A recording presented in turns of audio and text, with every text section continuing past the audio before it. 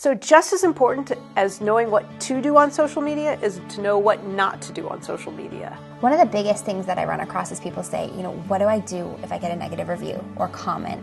And that's so common, and it's likely going to happen to everyone at some point because it's social media and everyone thinks their opinion, matters far greater than it does.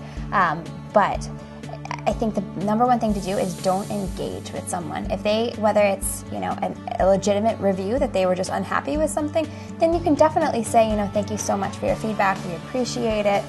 We're doing our best to make people happy, etc. But the couple things I say is never apologize, because then you're taking responsibility for something where it may or may not be your fault. Additionally, don't try to defend yourself. Just say, thank you so much for your comments. We appreciate it, and let it go. And if they continue and continue and continue, just whatever you do, don't delete the post, because often if you delete the post, you kind of fuel it, and they say, okay, well now I'm going to leave you a review and 10 more posts and comment on every single photo you've ever posted, with this same spiel. And so the best thing often to do is just kind of let it lie, but definitely don't engage with a hater on social media.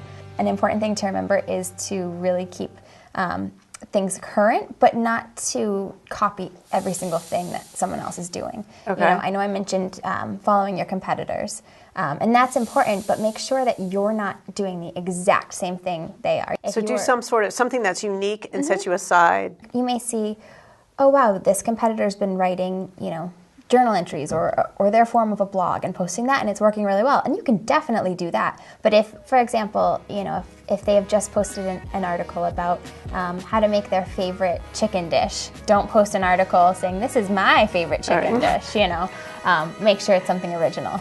Additionally, I think a lot of people overpost, especially if, like we discussed earlier, if they're trying to do to their personal page. So what's a general rule for how often you should post? For Facebook, I think no more than 2 to 3 posts a day, unless the content is really fresh. Obviously, if you're the New York Times, you're going to have 100 posts per day because you're constantly putting out fresh information. So that's a little different. But, if you are wanting to post about your one blog post and you posted a picture with the link in the morning and a picture in the link in the afternoon and then a picture later saying, hey, did you read this post? People are going to be like, it's all the same thing. Right. If you're going to send another post, do something that's not even related to what you had sent before. And I think additionally, too, if you're someone who really, you just love to post constantly, Twitter's your best friend. Okay. I think you have to be a little more careful with Facebook and Instagram.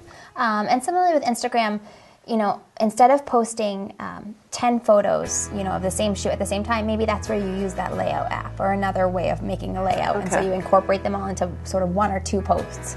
Making sure that you're not forgetting about your customers. So I think that's a big thing people start to lose sight of. They get used to posting and they post the things that they like, perhaps. But what you like may not be what's going to engage your customers. And so going back to that buyer persona, which I know we saw in the first segment and talked a lot about how to find that. And sometimes you have to go back and redo it again. And you may say, I totally forgot, or I think my target audience has changed a little bit. Be careful that you're not just posting what interests you, but you're also posting what's going to engage your customers. And it also sounds like one of the other things you should do is always make sure you don't forget your goals and know what you're trying to achieve and where you're trying to go.